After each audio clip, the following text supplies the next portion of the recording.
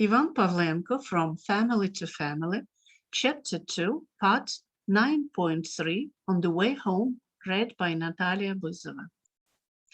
There was something to talk about and something to listen to.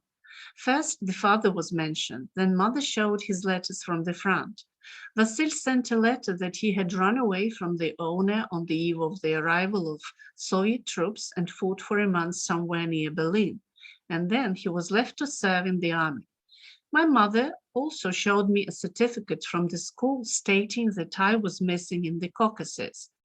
Many fellow villagers did not return from the war, including my peers, Movchan Ivan, Golub Mikhailo Stepanovich, Romanenko Pavel Yakovlevich, Chirchenko Oleksiy Mikhailovich, Stadnichenko Andriy Oleksiyevich, Галівець Микола Григорович, Стеценко Василь Олексійович, Павленко Андрій Іванович, Павленко Григорій Григорович, Галівець Григорій Порфирович.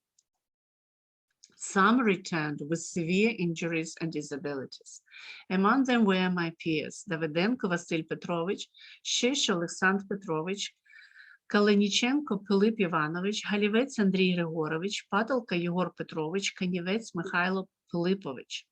Many Yashnikins became officers. These are Major Pustovoitov Georgy Mykolaievich and Mykolayenko Mikhailo Ivanovich, Captain Hetmanenko Mikhailo Fedorovich and Konyushenko Ivan Yakimovich, Lieutenants Pavlenko Fedor Maximovich, Davidenko Vasil Grigorovich, Kalenichenko Пилип Іванович, Галівець Микола Григорович, Солонуха Петро Антонович, Солонуха Іван Михайлович, Момит Петро Тимофійович, Падалка Ілько Іванович, Стадніченко Сергій Олексійович, Павленко Григорій Михайлович, Панасик Григорій, Падалка Григорій from dispossessed families.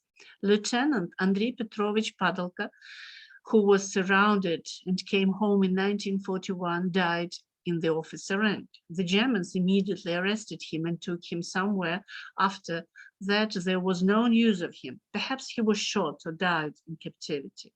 At the front, at the end of the war, Senior Lieutenant Halivets Mykola Grigorovich, my peer, was killed. So in some families there was joy, and in others despair and longing. Almost a third of the men died in battle or were crippled by the war. Therefore, it was not easy for us, the living, to look at the grieving faces of widows, mothers, and orphans. To brag about victory, as official propaganda did, was indecent. For our victory was almost suicidal. Stalin said 7 million had died in the war. Khrushchev counted 20 million and Gorbachev 27. This last figure is the most likely. Therefore, when meeting with the relatives of the fallen, we mention more about their sons, brothers, men, and parents who did not return to their home. I was asked more about captivity, whether their relatives could still return from there. But after my arrival, after serving in the army, only a friend of my childhood and my youth, Hetmanenko Mitrofan Fedorovich, returned later. The news of my return quickly spread around the village, and relatives, neighbors, good friends often came to the house. My uncles and aunts were among the first to come. They rejoiced that I returned alive and mourned for my father. I told them about how I had been captured and what I had experienced there, and they told me about life in occupation. It turned out that they had lived no worse than under Stalin. In the village, there was the same collective farm, and for the work days, they received 3 kilograms of grain, and the Stalinist government had not given more than a kilogram. There were those unbearable taxes and loans with which it strangled the peasants. All traditions and religious holidays returned. Evening parties were revived in the corners. But there was something painful and unacceptable in that seemingly normal life. Somewhere in a deadly duel, fellow villagers defended their native land, and here in their house, strangers were in charge. They took almost all the grown crops and products from farms. In addition, each yard was given the obligatory task of delivering meat, milk, and eggs. Whoever could not fulfill it, cows and pigs were taken from them. Compulsory selection of young people for work in Germany began. People massively produced moonshine. At first, they drank on holidays or on some proper occasion, and then on weekdays. Some with grief and some with foolishness, and gradually they became drunkards, especially women who remained widows. After all, they were pressed by both physical and spiritual burdens. All uncles and aunts survived the occupation safely. Uncle Andriy and Uncle Petro were not drafted into the army due to their age, but they still worked in the community yard. They also kept good apiaries, and Uncle Petro was still a good fisherman. Uncle Maxim was a little younger. He, like my father, was drafted into the army in 1943. He served as a blacksmith in the cavalry corps and therefore returned from the front alive. In 1941, the younger uncle Alexei was not taken into the army because he was a teacher. The Germans wanted to send him to work to Germany, but on the way, he escaped from the train together with Stetsenko Musi Ivanovich. And in 1943, he was drafted into the army. He came back before I did and became a teacher. Aunt Himka stayed with 2 children. Her husband, Makovetsky Prokip, did not return from the war. Aunt Oksenia and her husband, Govorucha Grigory, lived in Shmygli. He also did not return from the war alive.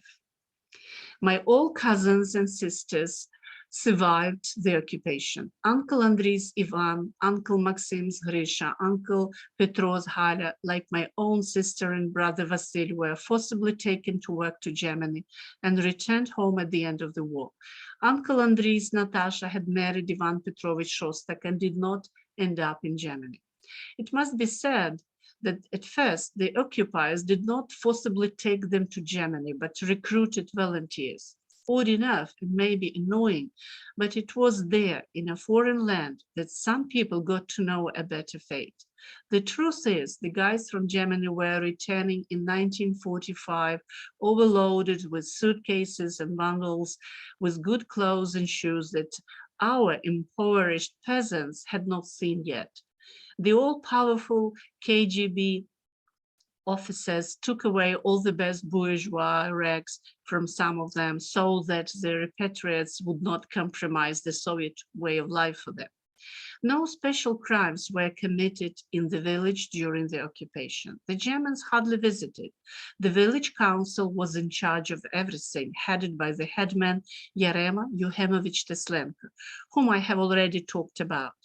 There were 6 policemen in the village. Afanasy Padalko was the senior policeman. His parents died during the Holodomor starvation in 1933. Probably he had a great anger at everything Soviet, communist. Before the war, he himself had been enlisted at the Kharkov tractor plant, from which he arrived home in the first days of the occupation. It was said that in front of many people, he violently tore up Soviet leaflets dropped from aircraft, meticulously interrogated people from the encirclement, and threatened my father for giving them food.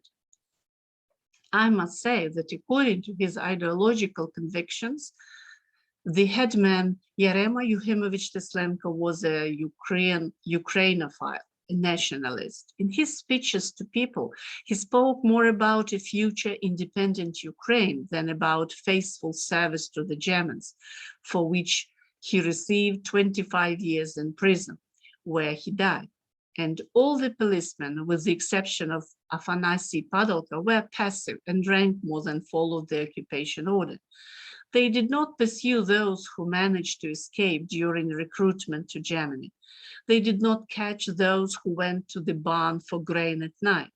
During the occupation, the village was once visited by partisans from the Sokolovsky detachment. They took the headman and storekeeper Lenko Ivan Yepifanovich, locked them in the collective farm barn for the night, from which they took flour, cereals, butter, honey, and some other products.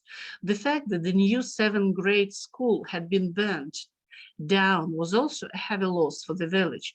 It had been built in 1936 by the efforts of the state and the collective farm on the pasture in the place where my uncle's windmills used to stand. Now there's the collective farm's office. It had burned down on the eve of the liberation of the village from the invaders. That's how it was. On a September morning in 1943, our reconnaissance soldiers approached the village from the direction of Luka, about 20 people led by a lieutenant. The first to notice them was the shepherd Alexander Shish, an 18-year-old guy, desperate and courageous. He immediately undertook to lead the scouts to the school where 24 Germans spent the night, and 2 motorcycles and a car stood in the yard. The scouts cordoned off the school, grenades flew through the windows. But the Germans did not give up.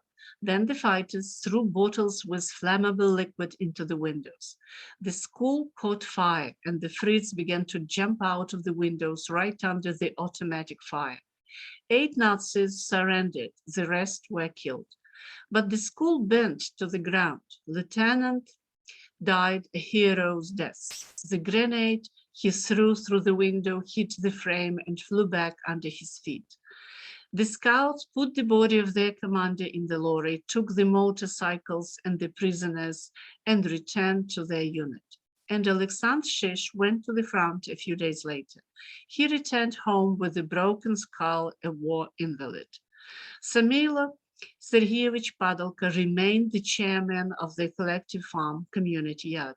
He did nothing wrong, but he was put to prison for 10 years for his occupational presidency. He was replaced by Solonucha Pavlo Yosipovich.